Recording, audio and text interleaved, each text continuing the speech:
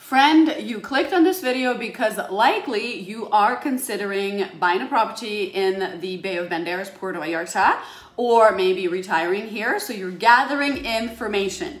In today's video, I'm going to share with you 5 of the most important tips that I believe anyone should research and do before they decide to retire here. These tips are based on my experience. You perhaps have heard maybe 1 or 2 of them before, but I'll talk about at least 2 or 3 that I believe are super important and not many people are talking about. So make sure to stick around until the very end of the video if you want to know my honest opinion as someone who's lived in the Bay of Banderas for the past 4 years. I own 3 properties here. I rent them out, and yes, I live here full time except for the last summer where we went traveling all over Mexico, which was super fun and made me love this beautiful country even more.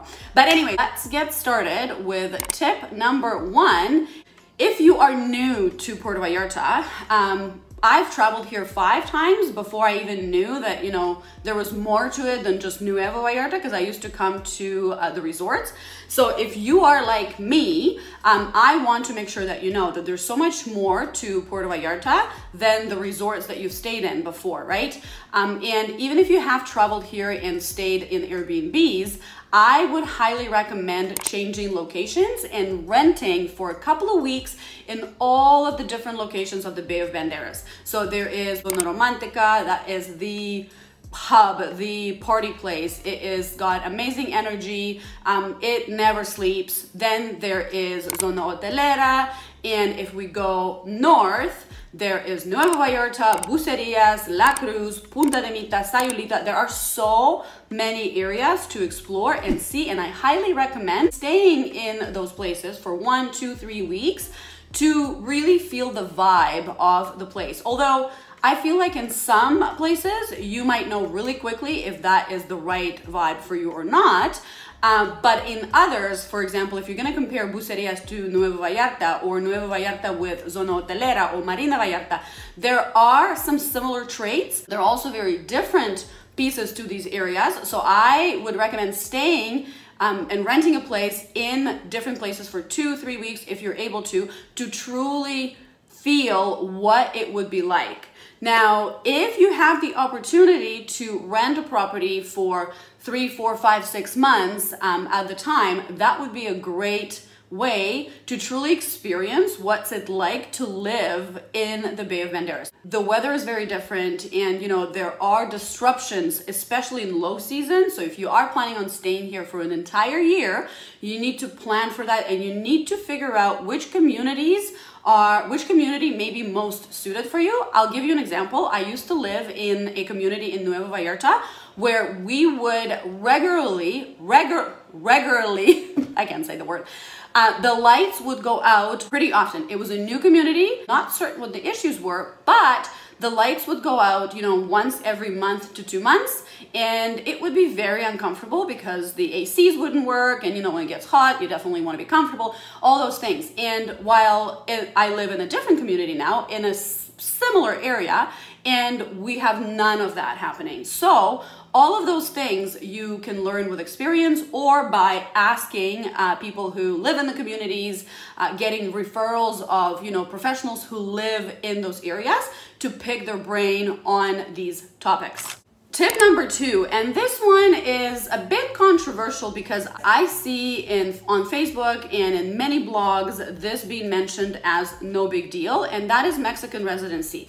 If you are considering purchasing a property here in the Bay of Banderas, I highly recommend you look into obtaining Mexican residency, because if you are planning on renting your property out, which I know a lot of people are when they purchase a property and they retire in 2, 3, 4 years, they want to use it as a cash generating asset. And if you want to do that, you definitely would benefit from having Mexican residency because your taxes would be much less. It will also be very beneficial because you would be able to open a bank account and you would save on capital gains should you choose to sell your property. So these are very important topics, and I think they're not really covered enough because technically you don't need Mexican residency to purchase the property here.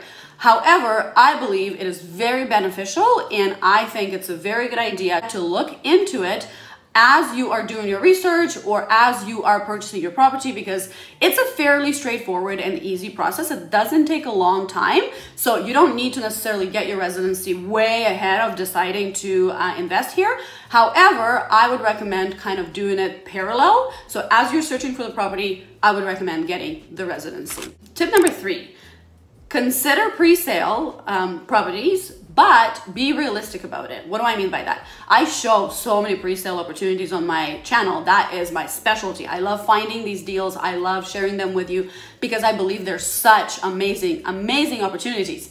However, with pre-sales, there are a lot of growing pains. So you're saving a lot of money if you purchase a pre-sale. So what is a pre-sale? Pre-sale is a property that's not yet constructed. There are different stages of pre-sales. So sometimes the sales start before the development even breaks ground, and that's when the savings are at their highest, and for a good reason, because it's the most riskiest, right? And there is a lot of time involved in waiting.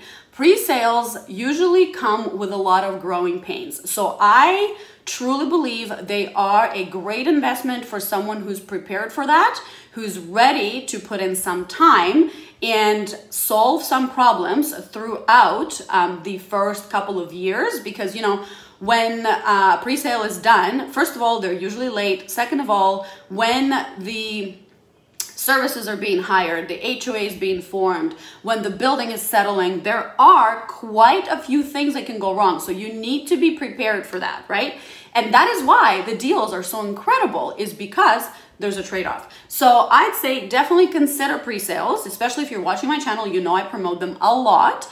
But be realistic about how much time do you have and how involved do you want to get with this? Because remember, you also need to furnish the pre-sale. It's a little bit of a different process how you would connect the services. So there are so many pieces to it that I think it's important to consider if you're even up for that challenge. If you're someone who's considering pre-sale and you're up for the challenge, but you want a landing hand from someone who's been there, my VIP investors community is now open for enrollment. All of the information is in the description below. There's a link there. You can read all about it. If you have any questions, you can email me about it. Basically share with you all of my experiences, all of the tips, all of the boots on the ground research when it comes to new developments, when it comes to Airbnb setup, all the things. So if you want a helping hand, if you will, and a community of like-minded people, check out the link in the description below. And if you have any questions, you can always email me about it. Tip number 4, do not assume that all professionals come equal. What do I mean by that? In Vallarta, in the Bay, things change so fast, right? So when it comes to permits for developers, developments, when it comes to different rules and what have you, things are always shifting and changing. I mean, it's like that, I guess, anywhere in Canada or the US. The difference here is this: it's very difficult to find information online.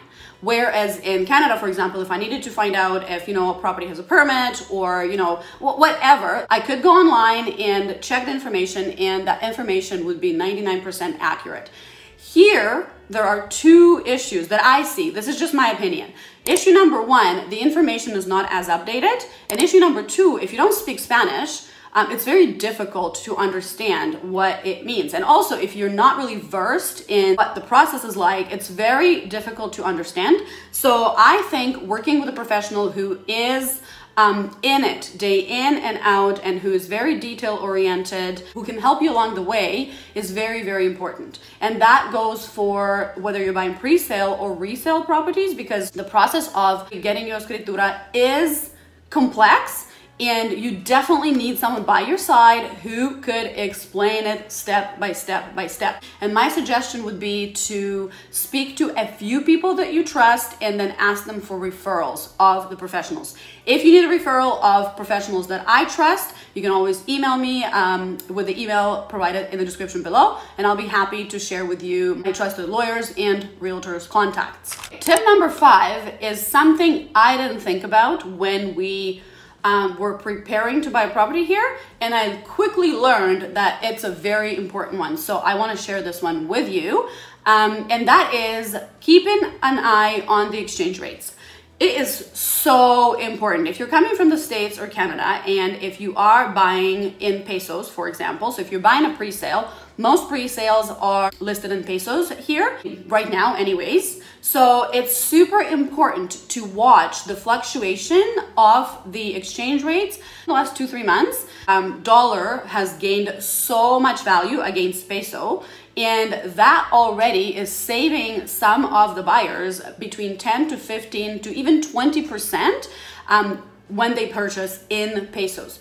But even beyond that, if you were to transfer money, let's say on a Monday versus a Friday with a specific bank versus a specialized company that just deals with transfers, you could save $5,000, $10,000, even $15,000 depending on the size of your transaction. So on average, however, for a transaction that's around $200,000, the savings could be up to $7,000, $8,000 just based on the fluctuations during the week and based on who you choose to transfer your money with. So this is super, super important, you guys, that you want to be prepared for, because if you are putting in an offer, you want to watch the exchange rates for a week or two prior to really see what's going on. What I have noticed is that on Mondays and Tuesdays, you can usually get a slightly better exchange rate than you could on Thursdays and Fridays. Now, that's obviously just my experience. You need to go in and check, but I think this is a super important tip that could save you a lot of money, and wish somebody shared it with me, so I am sharing it with you. And final bonus tip, if you will, learn the language, you guys. As much as you don't technically need to speak Spanish, there's a lot of English spoken in the Bay of Banderas, but to truly immerse in the culture and to truly benefit from living in this beautiful place, I highly recommend learning Spanish for many, many, many reasons, such as, you know, you're gonna get a lot of respect from the locals, you're gonna be able to speak this beautiful language, and you will be able to understand the culture better, because, you know, in order to speak a language, in my opinion, one needs to really immerse themselves into the culture and practice, practice, practice. And I think that will help integrate into this country, into the community. It is a beautiful language. I speak it, I should speak it better. I've lived here for 4 years and I don't speak it as well as I'd like to, but you know, that's okay. Progress over perfection. So that is my bonus tip for you. Now, your turn. Let me know in the comments below. What is your journey? Are you looking to retire in Mexico? Are you looking to buy a property as an investment?